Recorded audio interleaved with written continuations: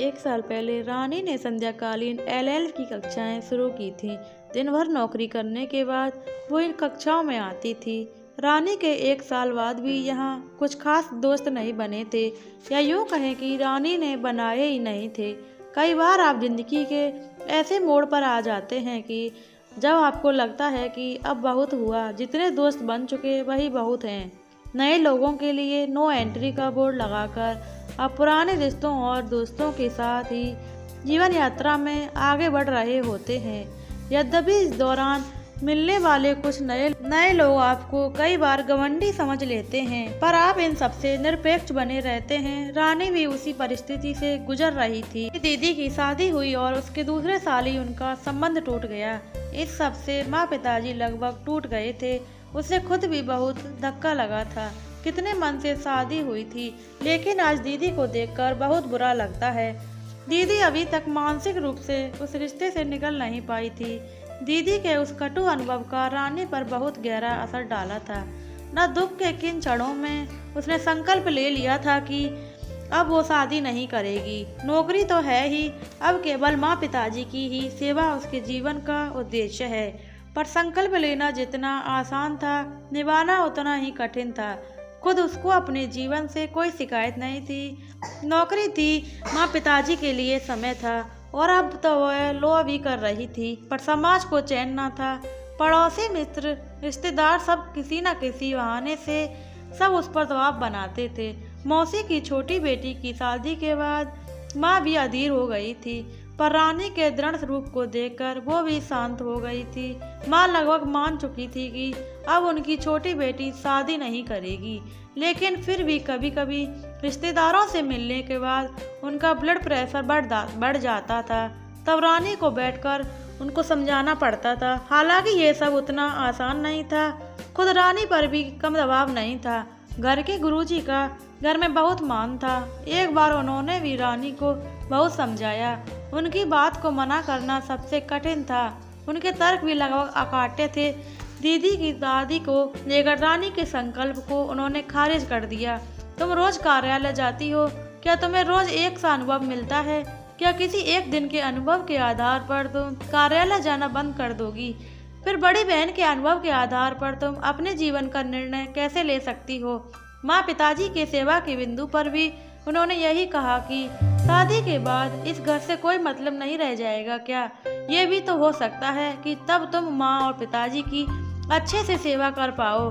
तब तुम्हारे पास तुम्हारे पति का भी सहयोग होगा। अब क्या बोलती रानी चुपचाप सुनती रही। बाद में धीरे से बोली, मैं सोच कर बताऊंगी। सोचना क्या था? रानी अब तक अपने संकल्प पर दृढ़ थी, पर गुरुजी की बातों ने उसकी सोच को लचीला बनाया। अब अगर कोई शादी की बात करता तो वह गुस्सा नहीं करती थी और वहाँ से भागती नहीं थी, अपितु बात करती थी। लड़कों के बायोडाटा देखती थी, विचार करती थी, तब भी शादी के लिए मना करती थी। अभी भी वो शादी के लिए खुद को तैयार नहीं कर पाई थी। समय बीतता जा रहा था। एलएलबी का तीसरा साल आ गया। माँ अभी भी उसकी शादी के लिए चिंतित थी। मौसी की छोटी बेटी को बेटा हुआ था। मौसी मिठाई लेकर आई थी। अब तू भी शादी करके सेटल हो जा, मौसी ने सुझाव दिया। मौसी मैं सेटल हूँ, अच्छी नौकरी है मेरे पास। लो अगले साल तक खत्म हो जाएगा तो तरक्की भी हो जाएगी। शादी करके ही लोग जिंदगी में सेटल होते हैं, ये आपसे किसने कहा? मौसी को झन्नाटेदार जवाब देकर रानी अपने कमरे में आ गई थी। पहले का समय होता था उसका मूड खराब हो गया होता, पर अब नहीं। गुरुजी की सलाह के बाद वह गुस्सा कम करती थी, पर माँ मौसी के जाने के कई दिनों बाद भी सहज नहीं हो पाई थी। अब तो माँ ने कुछ भी बोलना छोड़ दिया था, पर उनकी आंखें बहुत कुछ बोल देती थीं। कई बार ऑफिस से आने पर पनियाली आंखों से उसे निहारती। निशब्द। रानी को लगता कि मानो वह आंखों के अंदर तक बेध रही है, दिल में घाव कर रही है। बहुत देर तक उन आंखों को झेल पाना उसके बस में न होता था। ऑफिस के काम के बहाने वो अपने कमरे में भाग जाती थी। ऑफिस के काम के 4 दिन के लिए जयपुर गई थी। उसी बीच गुरुजी का फोन आया। शोभित को जानती हो? उन्होंने पूछा। शोभित कौन? अरे तुम्हारे साथ लॉ की क्लास में पढ़ता है। ओह याद आया, थोड़ा लंबा और छड़छड़ा था लड़का, चश्मा लगाता है। पिछले साल संविधान दिवस के अवसर पर क्लास में पुस्तक समीक्षा प्रतियोगिता हुई थी, जिसमें उसने प्रथम पुरस्कार प्राप्त किया था। कितना धारा प्रवाह बोला था, सभी लोग गदगद हो गए थे। रानी को भी उसकी पुस्तक समीक्षा पसंद आई थी, पर उसने आगे बढ़कर शोभित को बधाई नहीं दी थी। जब से उसने शादी न करने का दृढ़ संकल्प लिया था, वह जानबूझकर लड़कों से दोस्ती न करती थी। ना जाने कोई क्या सोच ले, इसलिए वो सदा लो प्रोफाइल लेती थी। रानी सोच रही थी कि पर गुरुजी कैसे जानते हैं उसे। खैर कोई नहीं, उसने गुरुजी को बताया कि वह शोभित को जानती है। गुरुजी का अगला सवाल ज़्यादा कठिन था कि वह कैसा लड़का है। अब इसका क्या जवाब दे। उसने स्पष्ट बता दिया कि मेरी उससे बात नहीं होती थी, वैसे भी मैं अभी जयपुर में हूँ, वापस आकर बात करती हूँ। फ़ोन कट गया, पर रानी थोड़ी देर सोचती रही। गुरुजी ने ऐसा फ़ोन क्यों किया आज? तो किसी लड़के के बारे में मुझसे कोई राय नहीं ली, फिर इस बार अलग क्या है? रानी को बहुत ज़्यादा इंतज़ार नहीं करना पड़ा। अगले महीने ही कार्तिक एकादशी को घर में पूजा थी। गुरुजी पधारे तब पता चला कि शोभित के माता पिता ने गुरुजी से भी दीक्षा ली है। लोक कक्षा के सामूहिक फोटोग्राफ ने रानी को शोभित की भाभी ने देखा था। उन्होंने लड़की तुरंत पसंद आ गई। फिर उन्होंने अपने सास ससुर की सहमति ली। जब रानी जयपुर में थी, तभी शोभित के माता पिता को पता चला कि रानी के माता पिता गुरुजी को बहुत मानते हैं। इसलिए उन लोगों ने गुरुजी से निवेदन किया था कि वो इस संबंध में लड़की के घर वालों से बात करें। क्योंकि गुरुजी रानी के संकल्प को जानते थे, इसलिए उन्होंने सबसे पहले रानी को ही फ़ोन किया। पूजा के बाद भी उन्होंने रानी से ही इस संबंध में स्पष्ट कहा कि देखो, जब तक तुम निश्चय नहीं कर लेती, तब तक तुम्हारे माता पिता को कुछ नहीं बता रहा हूँ।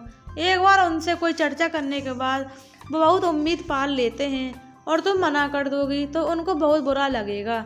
इसलिए तुम सोच लो, मुझे बता दो, फिर तुम्हारे अभिभावकों से बात करूँगा।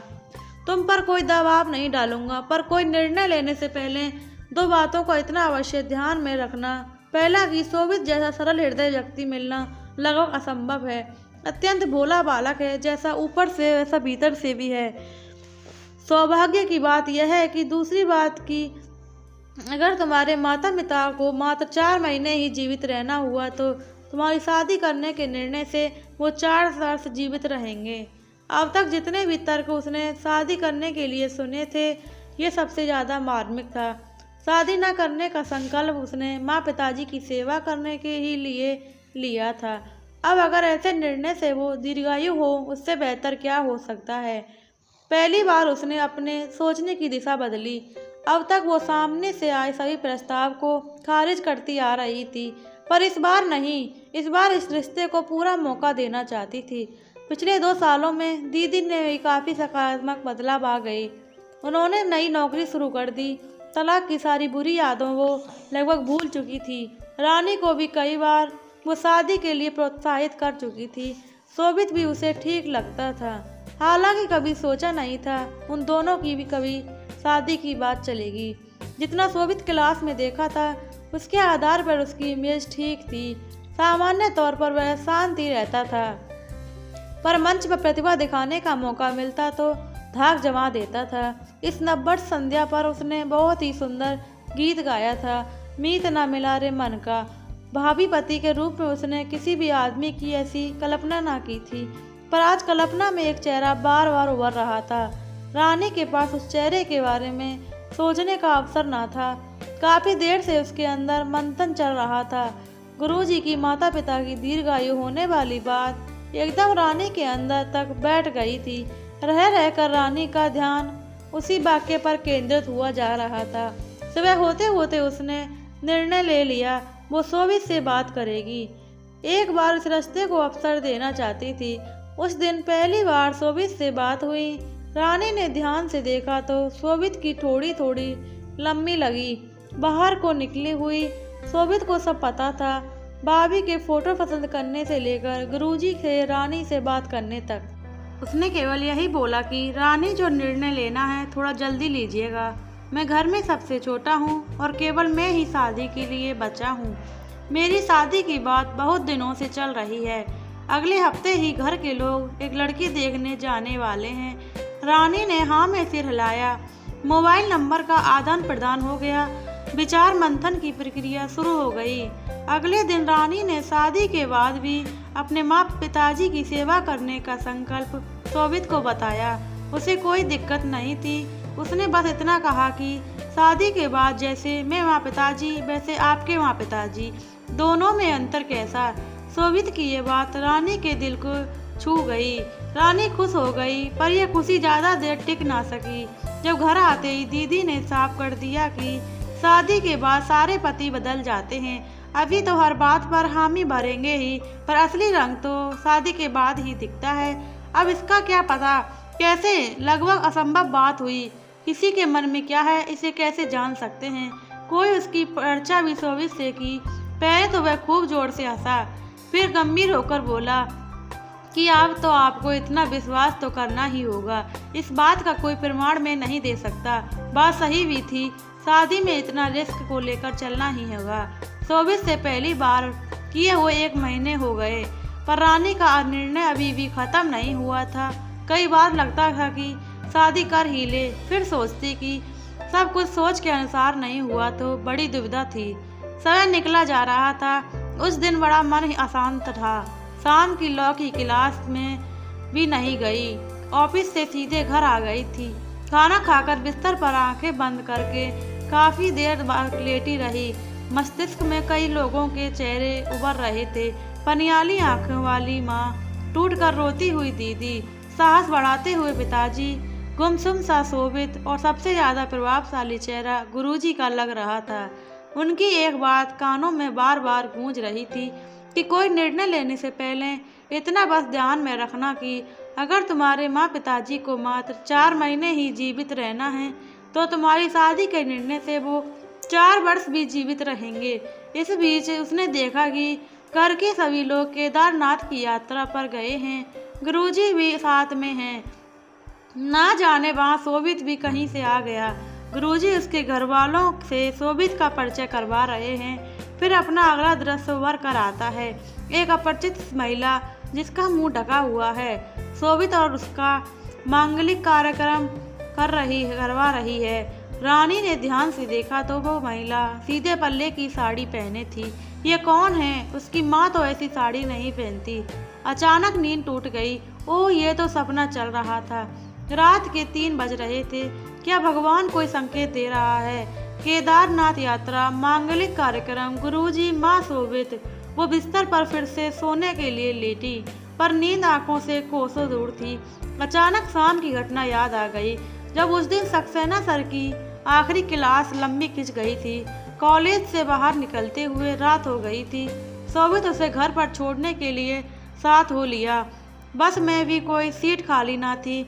वो दोनों बस के बीच में लगभग ऊपर वाला हैंडल पकड़कर खड़े हो गए। अगले स्टॉप पर लड़कों का एक झुंड भी बस पर चढ़ गया। हालांकि वो कोई हरकत नहीं कर रहे थे, पर रानी कुछ आशंकित हो गई। उसने कुछ नहीं बोला, पर जैसे शोभित सब समझ गया।